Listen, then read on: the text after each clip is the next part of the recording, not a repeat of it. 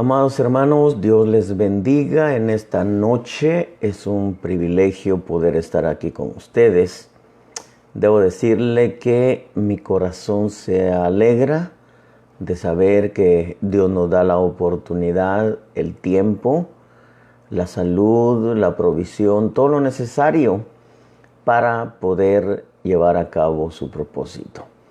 Quiero decirle que es una bendición y es una alegría, un gozo para mi corazón el saber que puedo compartir con usted todo aquello que el Señor habla a mi corazón. Debo decirle, hoy, como siempre, traemos una palabra nacida directamente desde el corazón de Dios. Hay muchas cosas que enseñar, hay muchas cosas que aprender, y creo que este es un medio, una plataforma por la cual el Señor nos permite llegar hasta su casa, a su auto, al trabajo, en cualquier país, a su hogar, en cualquier país donde usted se encuentre, cualquier nación, pueblo, ciudad. Desde San Diego, California, les bendecimos en el nombre de Jesús. Este día estuve meditando en una palabra y mientras inquiría en ella y mientras exploraba un poquitito la escritura, me saltó a mi corazón algo que me vino a confirmar, y ya escribiendo pues se amplió más el pensamiento de Dios. Yo quiero, hermano, que nosotros consideremos, Dios siempre ha amado a su pueblo. De hecho, Él ha amado a todas sus creaciones. Lamentablemente, una tercera parte de sus creaciones se ha revelado a Dios. Usted sabe, de ahí se forma el sistema caído. Pero hay creaciones que aman a Dios, y de entre todas ellas nosotros venimos a ser ahora las primicias de sus criaturas. Y ahora, hermano, en lo que concierne a este tiempo que tiene que ver con la tierra, con la iglesia y todas las cosas que van a acontecer, arrebatamiento, etcétera, me puse a pensar mientras escribía el amor de Dios por Jerusalén. Pero cuando hablo de Jerusalén no me refiero directamente a la Jerusalén terrena, me refiero a la Jerusalén como su iglesia. Claro, sin hacer a un lado a la Jerusalén terrena. Dios siempre ha amado a su pueblo. Israel ha sido siempre su pueblo. Y claro, sabemos que viene un tiempo de corrección para Israel, por el cual tenemos que interceder como intercedió Esther por su pueblo, por el pueblo judío. Y yo veo, hermano, cómo el amor de Dios por sus creaciones, el amor de Dios por el hombre, aunque el hombre no, en su gran mayoría, no quiere nada con Dios, pero veo también el amor de Dios por Israel. Usted sabe, está cegado temporalmente, vendrá el tiempo donde Dios le abra los ojos, en fin, no quiero entrar en ese tema, pero veo que hay un amor de Dios por la Jerusalén terrena, la Jerusalén como ciudad. Y claro, estoy hablando de su pueblo, que aunque está esparcido por todas las naciones, Dios sigue amando a su pueblo, Dios sigue amando a Jerusalén. Como nosotros amamos al pueblo judío, como nosotros amamos, la Jerusalén terrena. Pero también, hermano, usted sabe que hay una iglesia que viene siendo la Jerusalén, la iglesia de Dios, la Jerusalén espiritual. Y eso, hermano, me puso a a pensar un poquitito en un verso que encontré en Isaías capítulo 31:5. Cómo Dios ama a Jerusalén. Por un momento le puse aquí como un tema el amor de Dios por Jerusalén. Pues estoy hablando de la iglesia de Cristo. Sin duda, Dios ama también a la Jerusalén terrena y al pueblo judío. Pero no quiero tocarlos a ellos. No es el tema, al menos ahorita. Los amamos y los bendecimos donde quiera que se encuentren y bendecimos Jerusalén, la Jerusalén física. Pero quiero que nosotros veamos a la iglesia como la Jerusalén espiritual. No quiero hablar nada de la Jerusalén que desciende del cielo, sino quiero enfocarme en la iglesia presente. Este verso, hermano, es muy significativo y creo que más adelante podré ahondar un poco más. No ahora, pero esto me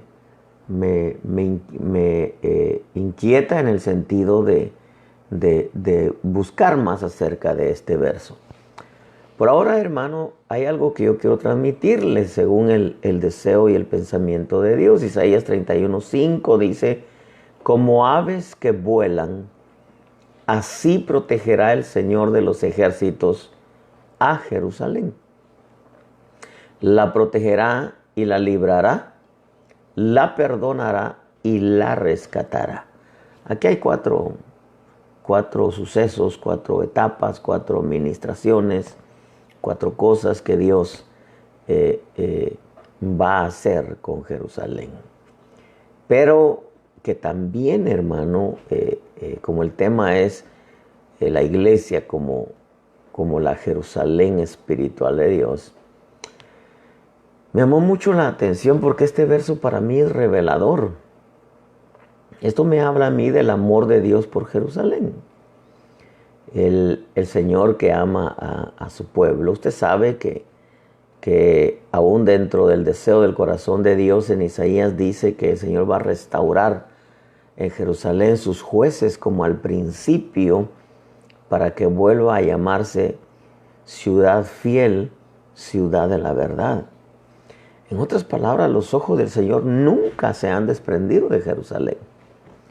Siempre han estado ahí. Y cuando hablo de Jerusalén, hablo directamente del pueblo, aunque también de el lugar como ubicación geográfica, porque desde ahí el Señor va a gobernar en el reino milenial, lo cual el anticristo, como siempre se adelanta y quiere él ser el primero, el Señor lo reprenda. De ahí va a reinar el diablo por 7 años, tal y como la Escritura nos lo enseña en la última semana de Daniel. Pero la Jerusalén actual, hermano, Dios ama a esa ciudad. Dios ama a su pueblo. Y Dios ama, hermano, a su iglesia. Y me hace ver este pasaje con estas 4 cosas que yo veo aquí, ministraciones, si le podemos llamar. Dice que el Señor de los ejércitos la protegerá, la librará, la perdonará y la rescatará. Esto es profético también.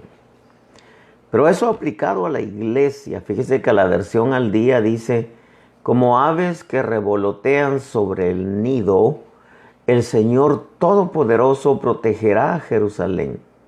La protegerá y la librará. Oiga esta palabra: la defenderá y la rescatará.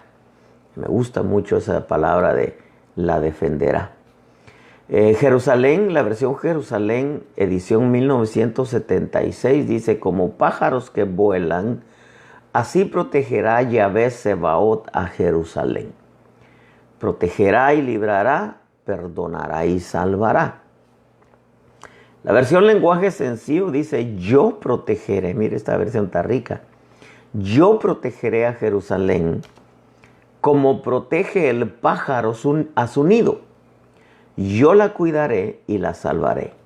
Yo soy el Dios Todopoderoso y les juro que así lo haré. Cuando Dios jura, hermano, no puede jurar por uno más, por otro, porque no hay nadie más grande que Él. Eso dice Hebreos, que no pudiendo jurar por nadie más, juró por sí mismo. Ahora, con esto, hermano, yo entiendo algunas cosas que yo quiero que las entendamos, que son muy especiales.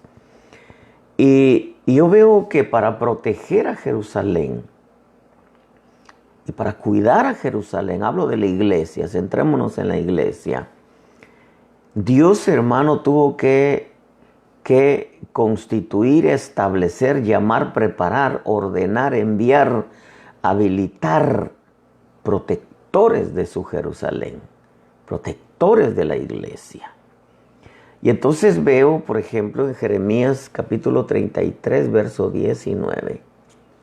Y vino palabra del Señor a Jeremías diciendo, así dice el Señor, si pudierais romper mi pacto con el día y mi pacto con la noche, de modo que el día y la noche no vinieran a su tiempo, entonces, verso 21, también se podría romper mi pacto con mi siervo David, y él no tendría hijo para reinar sobre su trono con los sacerdotes levitas, mis ministros. El verso 22 dice, como no se puede contar el ejército del cielo. El verso 21 dice que no se puede romper el pacto de Dios con David, ni tampoco con el sacerdocio, sus ministros. Como no se puede, verso 22, contar el ejército del cielo. Mire, este es rico este verso. Como no se puede contar el ejército del cielo, ni se puede medir la arena del mar, así multiplicaré la descendencia de mi siervo David y de los levitas que me sirven. Ahora, cuando yo vi ese verso fue cuando se me abrió la escritura. Y entonces yo veo que Dios estableció un sacerdocio levítico para ayudas, en este caso de David, porque habla en el verso 22, habla de David. Pero si nosotros nos vamos un poco atrás, usted sabe que el Señor estableció el sacerdocio levítico como ayudas para Moisés, y establece a Aarón como el sumo sacerdote. Entonces eso quiere decir, hermano, que Dios ahora en la iglesia ya no es el sacerdocio levítico, porque el sacerdocio levítico quedó abolido y entra el nuevo sacerdocio, que es según el orden de Melquisedec. Pero para poder entender el nuevo sacerdocio, tenemos que ir a la sombra del Viejo Testamento. Tenemos que ir a considerar los tipos y las figuras del Viejo Testamento para nosotros poder tener una idea de cuáles son las responsabilidades, privilegios, funciones del nuevo sacerdocio, que es según el orden de Melquisedec. Y si el sacerdocio levítico, hermano, iba a ser multiplicado, porque el verso 22 de Jeremías 33 dice, como no se puede contar el ejército del cielo, ni se puede medir la arena del mar, así multiplicaré la descendencia de mi siervo David y de los levitas que me sirven. El sacerdocio levítico fue establecido exclusiva y únicamente para Dios y para servicio a Dios. Entonces, el libro de Números, capítulo 33 y verso 5 dice, nos enseñan las responsabilidades del sacerdocio levítico. El verso 5 de Números 3 dice, entonces habló el Señor a Moisés diciendo, haz que se acerque la tribu de Leví y ponlos delante del sacerdote Aarón para que le sirvan. Ya con esto yo puedo entender que las ayudas dentro de una congregación son para que le sirvan al ministro en la visión, en la comisión que Dios le puso al ministro. Pero al decir que le sirvan al ministro, no estoy hablando del servicio personal al ministro, sino estoy hablando de que juntamente con el ministro sirvan al propósito de Dios, a la visión que Dios puso en el ministro. Eso es como usar aquella figura de aquella sombra de cuando Moisés estableció jueces. Usted sabe, por consejo de Yetro, dice que Yetro le dijo: no lleves tú solo la carga, sino nombra jueces que te ayuden. Los casos pequeños y los más grandes, pues tú te encargas de ventilar esos casos. Moisés lo hizo por consejo de Yetro, su suegro. Esos 70 ayudas que Moisés estableció para llevar la carga juntamente con el del pueblo, se le revelaron a Moisés. Usted lea la historia, más adelante Moisés se siente cargado con toda, valga la redundancia de palabra, con toda la carga del pueblo, y entonces le dice: mira, escoge tú 70 de los que tú conoces, llévalos a la puerta de reunión, la puerta del tabernáculo. Ahí me voy a reunir contigo y ahí voy a tomar de tu espíritu y voy a poner en ellos. ¿Qué estaba diciendo Dios? Los voy a embarazar de la visión que hay en ti. Usted sabe que ningún servidor puede servir, valga la redundancia de palabra, a menos que se embarace de la visión del ministro, del propósito que Dios puso en el ministro. Porque dicho sea de paso, el ministro tiene que desarrollar la tarea que Dios le puso, la visión que Dios le puso, no su visión. Por eso es importante que el ministro esté conectado con el Señor para poder desarrollar el propósito que Dios le puso en sus manos.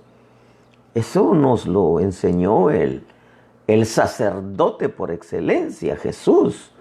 Hermano, como sumo sacerdote, él se mantenía apegado al Padre para desarrollar el trabajo, la tarea que tenía que hacer en la tierra en cuanto a la comisión de parte de Dios, y poder llegar a la cruz y hacer el trabajo, hermano, poder llegar y decir: consumado es. Pero para ello él tenía una agenda de trabajo que no era de él, era del Padre, y que la puso en él para que la desarrollara. Y usted sabe, Jesús hizo un trabajo excelente, tal y como el Padre quería que se desarrollara. Igual ahora nosotros como ministros y como ayudas, porque yo quiero hablar del ministro y las ayudas, tenemos que desarrollar una tarea, pero de acuerdo al propósito que Dios puso en el ministro, y Dios tiene que embarazar las ayudas. Las ayudas, claro, hay que capacitarlas, como dice Efesios, que Dios constituyó apóstoles, profetas, evangelistas, maestros, pastores, para capacitar a los santos para la obra del ministerio. Y ya enseñamos que ministerio no es hombre ni es nombre, no es denominación. Ministerio es tarea a realizar y que la tiene que hacer el ministro juntamente con las ayudas. Ahora, por eso es que yo entiendo en Números 3:5, entonces el Señor habló a Moisés diciendo: haz que se acerque la tribu de Leví. Cuando habla de la tribu de Leví está hablando de las ayudas del ministro, las ayudas del sacerdote, dice, y ponlo delante del sacerdote Aarón para que le sirva. El verso 7 dice: y se encargarán de las obligaciones, fíjese, obligaciones para con Él. Usted sabe que el servicio se hace por amor. Pero cuando usted, es como decir, si usted se casa por amor, usted contrae obligaciones. Entonces, si usted le sirve al Señor por amor, automáticamente usted está contrayendo obligaciones para con Dios. Por eso es menester enseñarle al pueblo a quién le sirve, por qué le sirve y cómo debe de ser su servicio. Hace muchos años yo enseñé el proceso o las etapas de un servidor y a la luz de la estructura de un árbol. Pero yo les decía que el creyente por lo regular es de oyente a creyente, cuando ya se convierte, ¿verdad? De creyente a discípulo, o sea, ahí es capacitado. Un día trataremos el tema del discipulado, es muy rico. De oyente a creyente, de creyente a discípulo, de discípulo a siervo y de siervo a amigo de Dios. La Escritura dice, el siervo no sabe lo que hace su Señor, el amigo sí. Por eso fue que dijo cuando iba a destruir Sodoma, ocultaré esto a mi amigo Abraham. Entonces quiere decir que el amigo tiene ciertos privilegios y aunque Dios dice, ya nos llamaré siervos, sino os llamaré amigos, le dijo al discipulado, pero no es solamente porque es mi amigo, no. Cualquiera puede decir Jesús es mi amigo y hasta le podemos cantar Jesús es mi amigo. Pero eso no lo puede decir uno, eso es Dios quien escoge a sus amigos. Y usted ve que en la Escritura Dios dice, ocultaré esto a mi amigo Abraham. Y entre los amigos aparece Samuel y Noé. Entonces quiere decir que Dios no tiene muchos amigos. A nosotros nos da el privilegio de ser amigos. Pero eso implica, hermano, cercanía a Dios. No implica solamente ir a la iglesia. Ahora, como un día también tocaremos temas tocante a la amistad con Dios, eso es riquísimo, hermano. Ahora, yo veo, hermano, aquí en el libro de Números, capítulo 3, entonces habló el Señor a Moisés diciendo, haz que se acerque la tribu de Leví, ponlos delante del sacerdote Aarón para que les sirvan. Y se encargarán de las obligaciones para con él. Oiga, se encargarán de las obligaciones para con él y para con toda la congregación. Ya con esto yo tengo que decir que el servidor tiene que entender que tiene una obligación para con Dios, primeramente, para con el ministro y para con el pueblo. Ahora, dice, y se encargarán de las obligaciones para con él y para con toda la congregación delante de la tienda de reunión para cumplir con el servicio del tabernáculo. El tabernáculo es la tienda, el tabernáculo es, llamémosle, es la iglesia, es la congregación. Pero yo veo aquí varias cosas. Dice, y se encargarán de las obligaciones para con él, para con el sacerdote Aarón, pero el servicio es primeramente para con Dios, segundo para con el ministro y tercero para con el pueblo. Dice, y para con toda la congregación delante de la tienda de reunión para cumplir con el servicio del tabernáculo. La historia y la sombra nos enseña que el sacerdocio levítico estaba dividido en 3 grupos. Un grupo correspondía a la tribu de a los gersonitas, no la tribu era levita, sino a los gersonitas. Y Números 3:25 dice, las responsabilidades de los hijos de Gersón, que yo espero que usted haga sus anotaciones para que después lo estudie despacio. Números 3:25 dice, las responsabilidades de los hijos de Gersón en la tienda de reunión incluían el tabernáculo y la tienda, su cubierta, el velo de la entrada de la tienda de reunión, verso 26, las cortinas del atrio, el velo para la entrada del atrio que está alrededor del tabernáculo y del altar, y sus cuerdas conforme a todo su servicio. Eso era lo que le correspondía a la familia de los gersonitas. El Números 3:36 dice, a cargo de los hijos de Merari, estamos hablando de los meraritas, a la familia de los meraritas, dice, a cargo de los hijos de Merari estaban el maderaje del tabernáculo, sus barras, sus columnas, sus basas, todos sus enseres y el servicio relacionado con ellos. Las columnas alrededor del atrio con sus basas, sus estacas y sus cuerdas. Esto era la responsabilidad de los meraritas.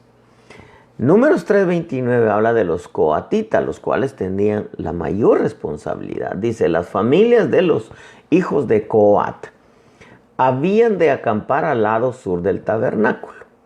El jefe de las casas paternas de las familias de los coatitas era Elisafán, hijo de Uziel. A cargo de ellos estaban el arca, la mesa, el candelabro, los altares, los utensilios del santuario con que ministran, el velo y todo su servicio. Yo no quiero entrar en detalles, hermano, de qué representa cada cosa, pero lo que sí quiero decirle es que había una familia que servía prácticamente en lo que tenía que ver con las cosas del atrio, pero habían otros que tenían responsabilidades más grandes como los coatitas, porque su servicio estaba relacionado con el arca. Y si hablamos del arca, tenemos que hablar de la presencia de Dios. Si hablamos de la mesa de los panes de la proposición, tendríamos que hablar, hermano, de la doctrina, de la enseñanza, de los obreros. Incluso podríamos poner hasta maestros y maestras de niños, porque ellos manejan una responsabilidad muy grande que muchas veces no se le da importancia, pero ellos están discipulando niños. Si hablamos del candelabro, tendríamos que hablar de los dones, hermano, en todo su fulgor, de los 9 dones del Espíritu. Tendríamos que hablar de poderes, de milagros. Ahora, también dice los altares, ahí tendríamos que incluso meter, si usted quiere, a la alabanza, podríamos meter, hermano, a ciertos altares como es la intercesión, la oración. También habla acerca de los utensilios del santuario con que ministran, dice, el velo y todo su servicio. Para que nosotros podamos diferenciar un poco, habían unos que se encargaban de las mesas, pero fíjese que aún para servir mesas, según lo que entendemos en el libro de los Hechos, era gente que tenía que estar llena de gracia, llena de poder, llena de sabiduría, llena de fe. Hermano, entonces estamos hablando porque se supone que las ayudas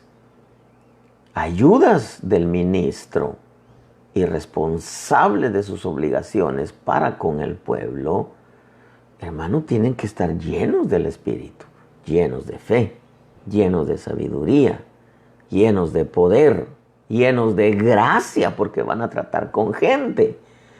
Otro día hablaremos, hermano, de esas 7 llenuras, pero era incluso para servir mesas. Imagínense si hablamos ya de los dones, del sacerdocio del altar, de la alabanza, si hablamos de oración, si hablamos de intercesores, si hablamos de obreros, de maestros de niños, que para mí están dentro de los servidores del lugar santo. Hermano, en otras palabras, es gente amante de su privilegio, responsable. Ahora, todo esto es una sombra. Todo esto es sombra de nosotros que ahora venimos a ser el original, hermano. Entonces quiere decir que dentro de la iglesia de Cristo, aún para servir mesas se necesita estar lleno de gracia, porque se va a tratar con gente. Lleno de poder, lleno del Espíritu, lleno de sabiduría, hermano. ¿Cuánto más los que están sirviendo en el altar? Los intercesores. los que oran, hermano, por el pueblo, los que ponen manos, hermano. Entonces estamos hablando de un nivel de vida, de búsqueda y de cercanía para con Dios. Ahora ya no es el sacerdocio levítico, ahora es el sacerdocio según el orden de Melquisedec. Pero ¿cómo vamos a entender el sacerdocio de Melquisedec si no vemos la sombra en el sacerdocio levítico? Ahora, el sacerdocio de Melquisedec es toda la iglesia, pero hay un grupo que es exclusivamente, hermano, no exclusivamente, no es la palabra, perdóneme, sino es directamente, pongamos esa palabra, un grupo que está enrolado en el servicio, pero que es un grupo que Dios llama, le pone en el corazón servirle a Dios. Dios los escoge. Dios les pone el deseo en el corazón. Dios los escoge. Dios los capacita, los enseña por medio del ministro, por medio de su Santo Espíritu, y los pone a fluir en una gracia en el sacerdocio del altar, un don, profecía, discernimiento de espíritus, interpretación de lenguas, palabra de ciencia, sabiduría, conocimiento, milagros si usted quiere, hermano. Pero Dios los pone, Dios los capacita y el Espíritu Santo les enseña, gloria. Ahora el ministro enseña las bases escriturales, pero es el Espíritu Santo el que les enseña en cuanto a profetizar, en cuanto a predicar, en cuanto a ministrar en la alabanza, hermano. Pero para ello, repito, imagínense si en el libro de los Hechos, para servir mesas, se necesitaba estar lleno, constantemente buscar la llenura. E insisto, voy a hablar de eso, quizá el día de mañana tocamos un poco eso, hermano, si Dios nos lo permite, para continuar con esto. Pero yo veo acá, hermano, que ahora ya bajo el nuevo sacerdocio, según el orden de Melquisedec, y aplicado, hermano, a las ayudas de servicio, aunque todos somos sacerdotes ahora, según el orden de Melquisedec, porque Apocalipsis dice que Dios hizo de nosotros un reino de sacerdotes. Pero agarremos ese grupo que está ahora sirviendo, hermano, que es parte del nuevo sacerdocio. Por ejemplo, en Números capítulo 1 y verso 50 dice: sino que pondrás a los levitas, oiga lo que dice, a cargo del tabernáculo del testimonio, de todos sus utensilios y de todo lo que le pertenece. Ellos llevarán el tabernáculo y todos sus utensilios y lo cuidarán. Además, acamparán alrededor del tabernáculo. Aquí en este verso hay tres cosas sumamente importantes que el servidor ahora entienda. Aquel que está enrolado en el servicio pueda entender. Por eso le mencionaba que el servidor tiene que saber a quién le sirve, por qué le sirve y cómo debe de ser su servicio. Por eso la Escritura nos enseña que ahora tenemos que presentarle a Dios un servicio aceptable a Dios. Ahora, en este verso de Números 1:50 aparecen tres cosas, sino que pondrás a los levitas a cargo del tabernáculo. A cargo. ¿Qué es cargo?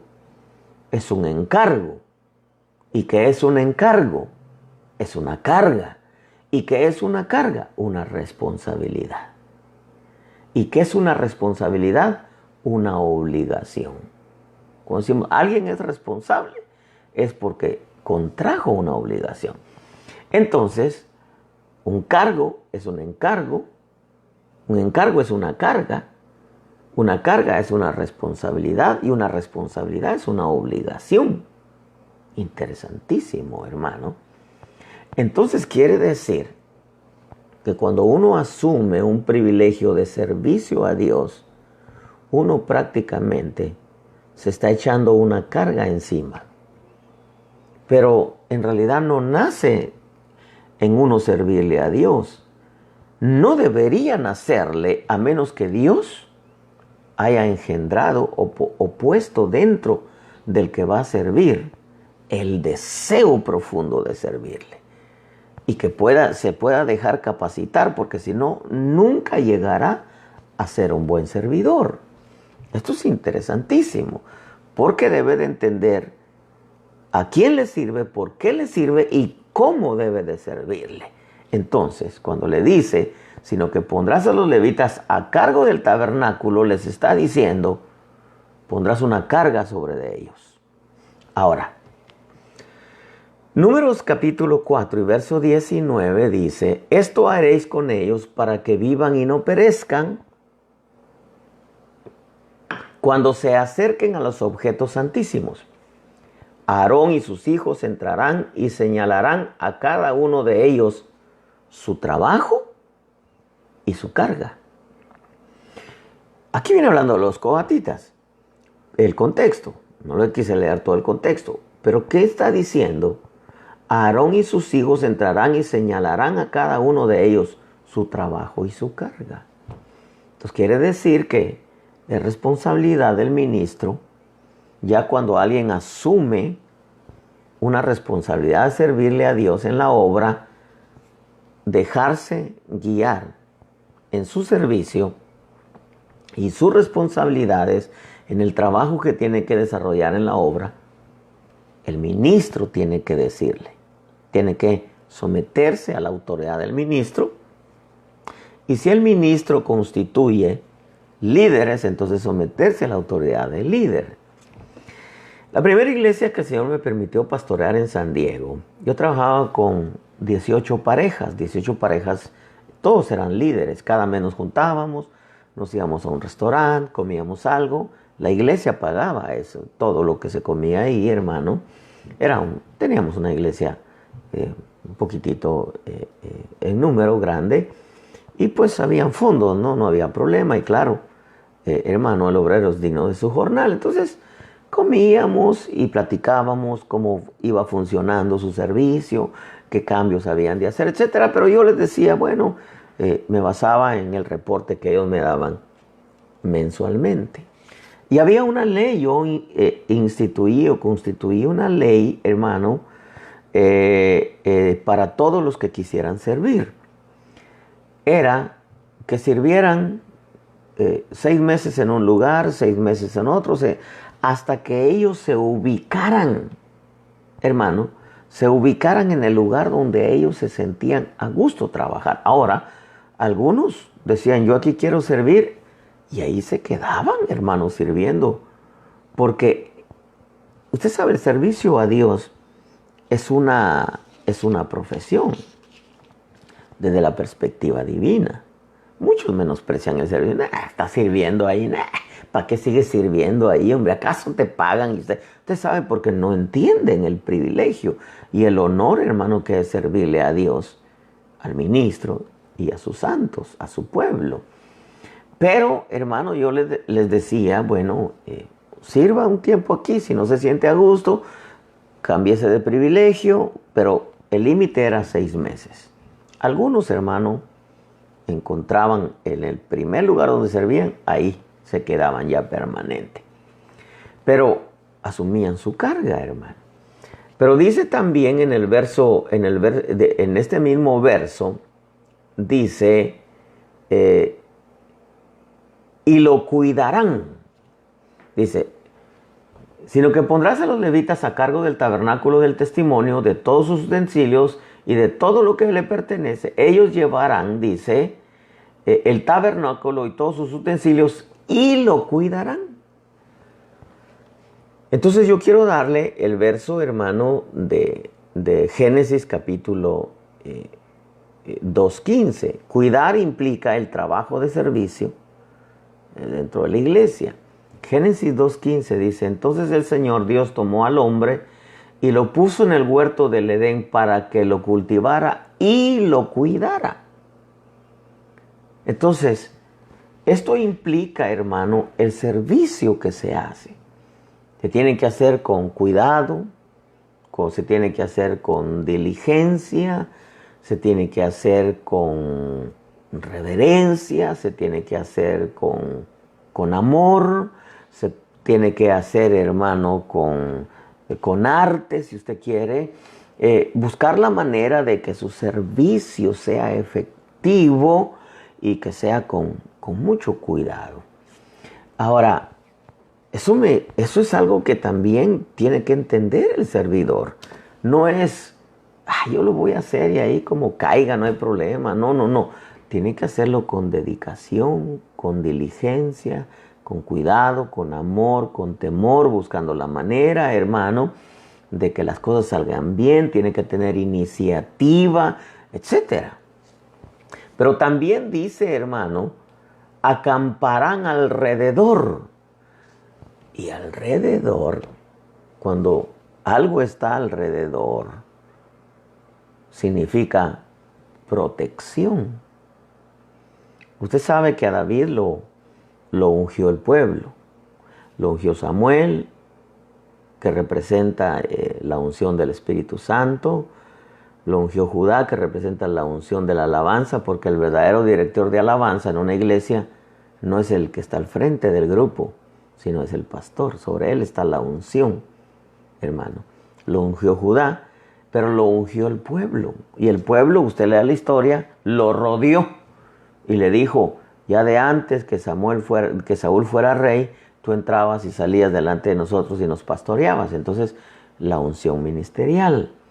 Y lo rodearon. Entonces quiere decir que el rodear a David no era que estaban protegiendo al hombre, sino que estaban protegiendo la visión, la gracia, la comisión que Dios había puesto en David. Por eso es que cuando iban a la guerra, le decían los guerreros, no salgas a la guerra, porque no vaya a ser que se apague la lámpara de Israel. Y la lámpara es la comisión ministerial. Ahora, cuando dice, sino que pondrás a los levitas a cargo del tabernáculo del testimonio, de todos sus utensilios y de todo lo que le pertenece. Ellos llevarán el tabernáculo y todos sus utensilios, lo cuidarán. Además, dice, acamparán alrededor del tabernáculo. Entonces eso me habla a mí de responsabilidades. Repito, un cargo es un encargo. Un encargo es una carga es una responsabilidad y una responsabilidad es una obligación. Lo cuidarán implica con dedicación, con puntualidad, con diligencia, con cuidado, con amor, con temor, con reverencia, hermano, con iniciativa, con puntualidad. Eso es cuidar el privilegio. Pero acamparán implica proteger la obra. Ahora, todo esto, mientras yo escribía, el Espíritu me hizo ver, hermano, que Dios plantó un ministro y le añadió ayudas para proteger su obra, para trabajar en su obra. Hace poco hablé de la importancia de que entendamos que la comisión de la obra no es solamente al ministro, sino es a las ayudas. Las ayudas tienen una responsabilidad que no se imagina, hermano. Cuando hacen bien su trabajo, cuando son diligentes, porque Proverbios dice, el que es negligente en su trabajo es hermano del que destruye. Y muchas ayudas que no han entendido el honor que es servirle a Dios, por eso insisto, deben de saber a quién le sirven, por qué le sirven y cómo debe de ser su servicio. Porque muchas ayudas, en vez de ser ayudas, en vez de ser diligentes para edificar, son negligentes y destruyen. Hace muchos años yo prediqué un mensaje que se llamaba ayudas o cargas. Porque hay ayudas que en veces se convierten en cargas, hermano.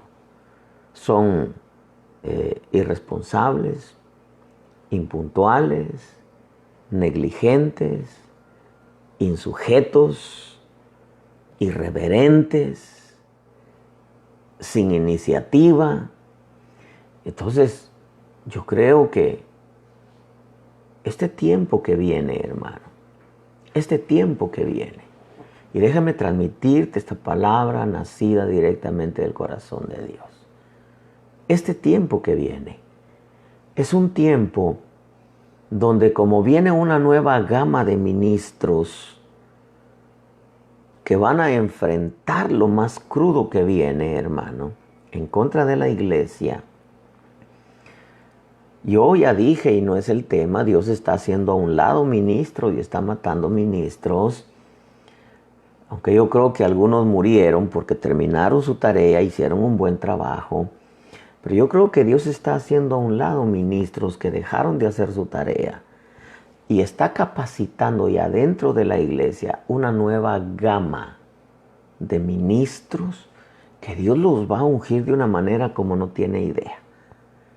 Van a venir, hermano, con un hambre de Dios, con el respaldo de Dios, la revelación para el último tiempo, pero también les va a añadir la nueva gama de ayudas ministeriales.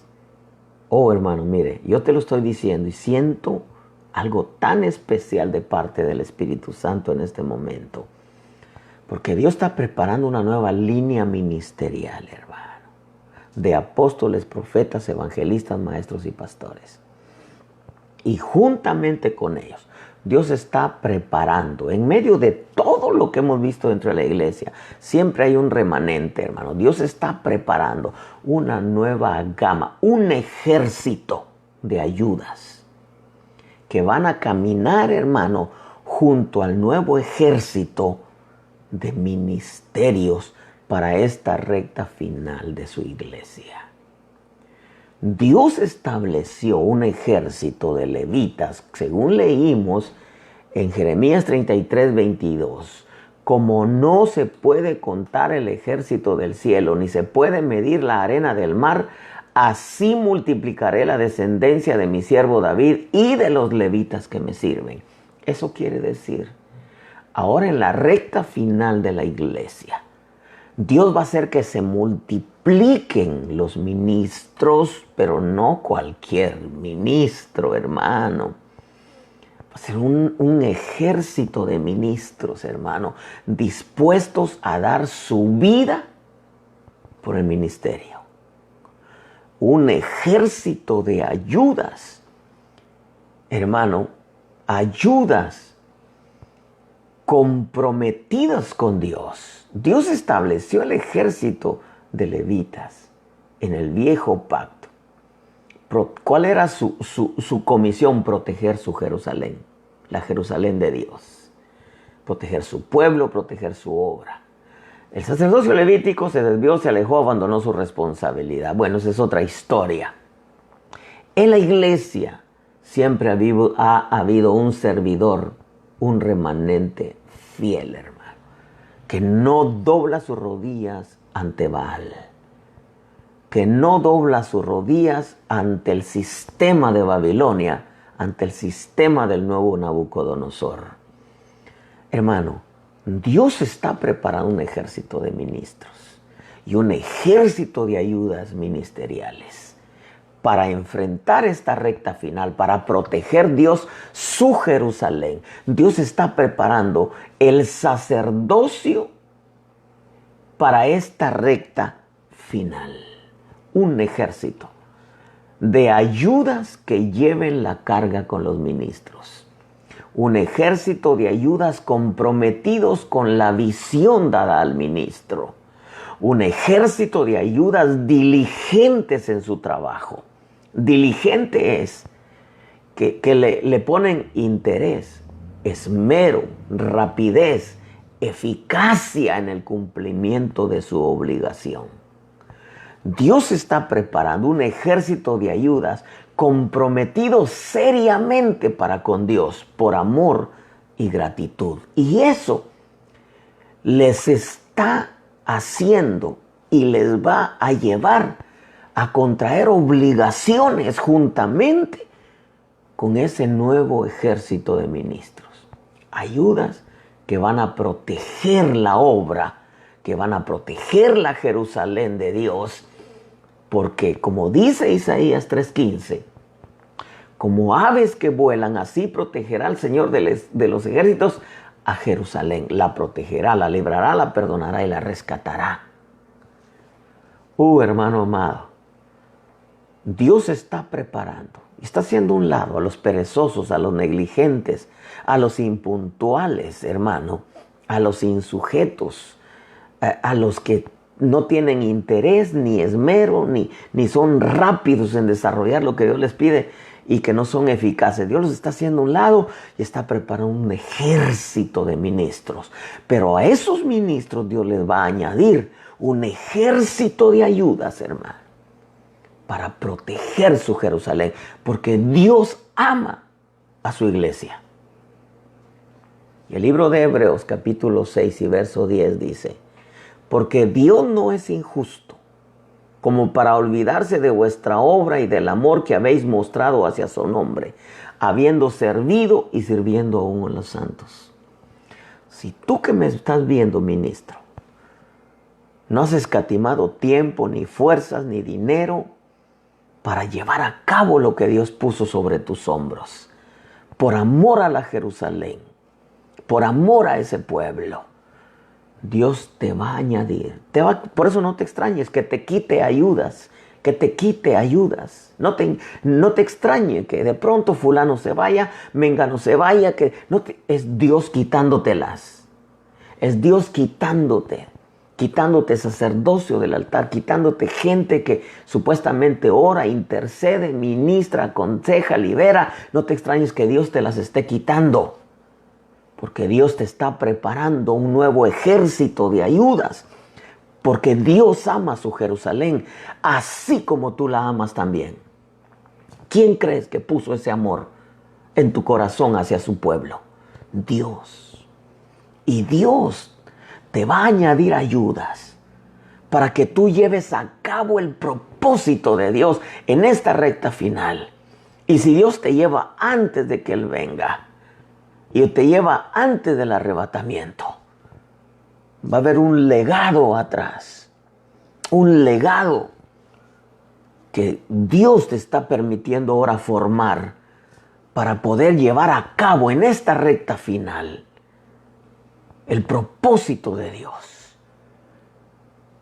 Muchos de los ministros, no todos, pero muchos de los que me están viendo y ayuda de los que me están viendo, Dios les ha puesto amor por la obra donde se congregan, respeto y sujeción al ministro que Dios les puso, y les ha puesto amor por ese pueblo. ¿Sabes por qué? Porque tú eres una de esas ayudas del último tiempo.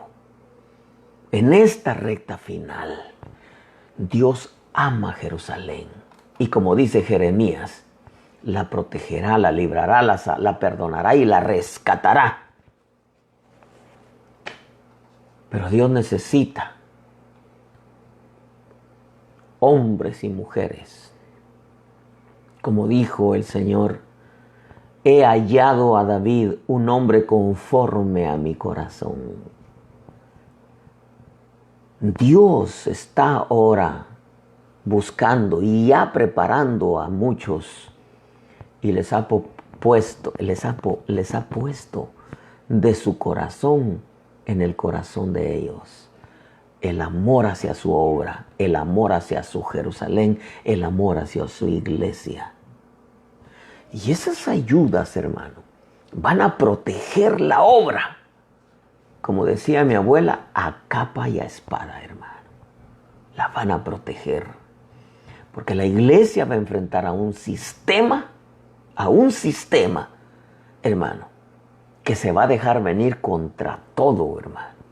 Y la iglesia necesita, y Dios tiene hombres de Dios, hombres que incluso van a desafiar a los gobiernos, como lo hizo Juan el Bautista con Herodes, y eso los va a exponer incluso a que les corten la cabeza, algunos que los metan presos, otros que les pongan multa, otros que les cierren la iglesia. Pero la iglesia no es un edificio, ministros, la iglesia es un pueblo. Se puede ir a los hogares y seguir discipulando. Dios está preparando un ejército de ministros y de ayudas ministeriales con el amor hacia su Jerusalén, hacia su iglesia, hacia su pueblo. Un ejército de ayudas que lleven la carga con los ministros, comprometidos con la visión dada al ministro, diligentes en el trabajo, comprometidos seriamente con Dios por amor y gratitud, ayudas que van a proteger la obra. Y Dios, que es fiel, dice, no es injusto como para olvidarse de vuestra obra y del amor que habéis mostrado hacia su nombre, habiendo servido y sirviendo aún a los santos. Ministro, tú que le has batallado, tú que has luchado y que has llorado en la presencia de Dios, y que te has entristecido cuando se te va una ayuda que tú creías que te estaba ayudando, y te entristeciste cuando se fue. No te entristezcas más. El Espíritu Santo me está diciendo que te va a añadir ayudas, que van a llevar la carga contigo, que aman las almas, que aman a Dios, que temen a Dios, que son reverentes en lo que están haciendo, que son diligentes, puntuales, creativos, gente que va a proteger la obra contigo, que va a proteger la Jerusalén de Dios. No te entristezcas. Ya viene en camino, siervo de Dios, un ejército de ayudas. Porque la recta final de la iglesia va a ser gloriosa, hermano. Y el Dios bendito va a levantar un nuevo sacerdocio del altar. Ya no, hermano, para cantar 3, 4 horas y hacer ejercicio. Con 1 o 2 o 3 cantos harán que descienda la gloria de Dios. Así dice el Señor. Y así será hecho, dice el Señor. Pueblo bendito. Lo que viene es glorioso. Dios no está cruzado de manos. La iglesia de Cristo tiene el sello del Dios vivo, del Dios todopoderoso. Y Dios está contigo. Y no te olvides, y con esto termino, que el que está contigo es más grande que el que está en el mundo. Bendito sea el nombre del Señor de los ejércitos. Dios te bendiga. El día de mañana estaremos aquí de nuevo con el favor de Dios para traerte a ti una palabra nacida desde el corazón de nuestro buen Dios. Toma esa palabra y si le vas a servir a Dios, sírvele bien o hazte un lado. Y si no te haces un lado, te van a hacer un lado. Es tiempo de hacer la obra de Dios, no de estorbar la obra de Dios. Si le vamos a servir con todo el alma, todo el corazón, todas las fuerzas, toda la mente, para gloria de su nombre. Dios me los bendiga.